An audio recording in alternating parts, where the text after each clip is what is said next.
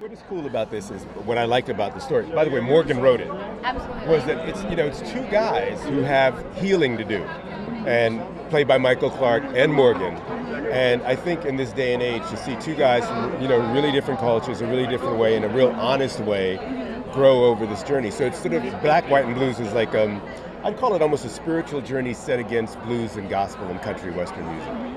And to shoot it here in Nashville was great. And to be back here in the film's home, its birthplace, and premiered here is pretty exciting. And I like how you touched on and kind of highlighted the fact that you use so many different genres, but there's just so many similarities in them and how they touch and affect people. And in fact, he has Michael Clarke Duncan has a line about that where he talks about Tom Skerritt's character, and that he says at the essence of all these things, at the essence of blues and country is sort of taking that pain that we feel as human beings and making something beautiful out of it, and that's music. And so that these common denominators that take us and put us together as human beings versus the things that divide us. And I think anything that and that's what I loved about when Morgan wrote the script, was that this had this sort of real life-affirming quality to it. Yeah. And the man can write, so it was cool. Yeah. And there's always a story. Yeah. I love that. And I know at the end of the movie, you kind of dedicate a song, at least the ending that I got to see. Michael Clarke Duncan just told me that there's an alternate ending that I haven't seen. Oh. But he said that you dedicated a song to him because of what all he had taught you. Mm-hmm. What did you learn from him working as an actor? Like, what did he teach you? And also from Mario as a director.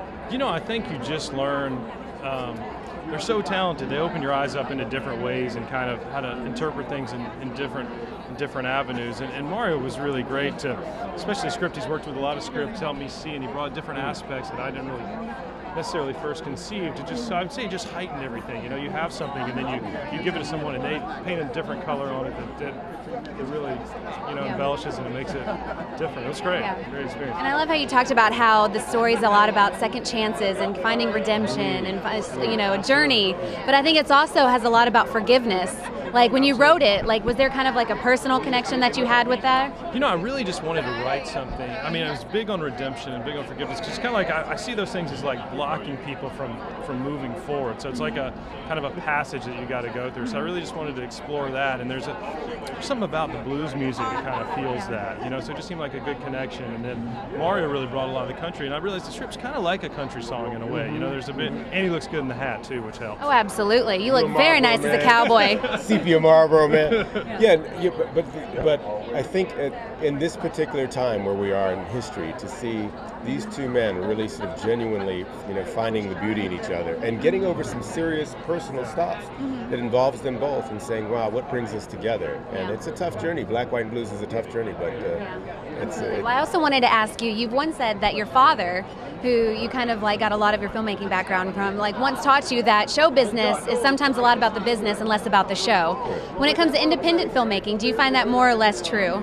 I think having a handle on the business side is very important, but I think also, it's not just dealing with lights or cameras or reporters, it's your people skills. You'll always deal with people. And in particular, when you can't just pay people a lot of money, you got to communicate with them well and create an environment, wouldn't you agree, Morgan, where they can do their best work. So part of the process of making the film was almost like what we were doing in the film, was that we sort of have to figure out how to bring the best out in each other and make this film on budget and on time and all those other constraints that that independent filmmakers have. But at the end of the day, you get to make a real clear vision. It's not, we didn't compromise, we made the movie we wanted to be doing. No studio came in and said, you got to do this or put this actor in it.